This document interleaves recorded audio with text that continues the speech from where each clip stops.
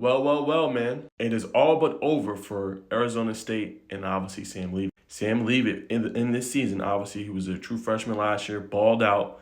He's having season-ending surgery, y'all, to fix a lingering issue, per reports today via Bickley Marotta. Now, why is this significant? This is significant because Arizona State this season, right? They've had their ups and downs. They've had their big wins over Texas Tech, but without Sam Leavitt, they're simply just not the same team. No disrespect to Jeff Sims, obviously, who's been a journeyman in college football, his final season in the sport, but he's not going to get you over the hump and able to obviously beat these teams, you know what I'm saying, humbly.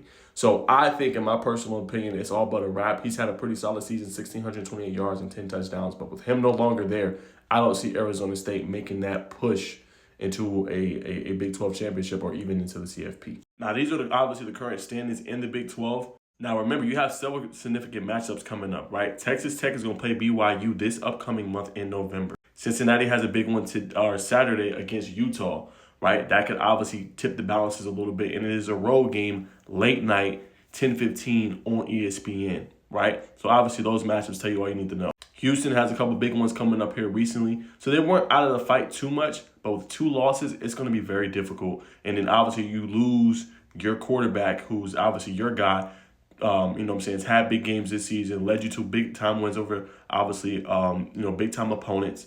It's going to be hard to win those kind of games without him. Now, to put this also in context, they do have a pretty lean schedule coming up, right? Now, the one that's going to be tough is the one Saturday when they play Iowa State. Can't sleep on Rocco Beck and what them boys can do. I know they lost recently to BYU, but those guys are really good, and obviously they've had a okay season. Not as good as we thought Iowa State would be, but going to the road with them without your quarterback, yeah, I don't see them winning that game. Then they have a bye week. West Virginia's a winnable game. Colorado is a winnable game. And then obviously you have Arizona State.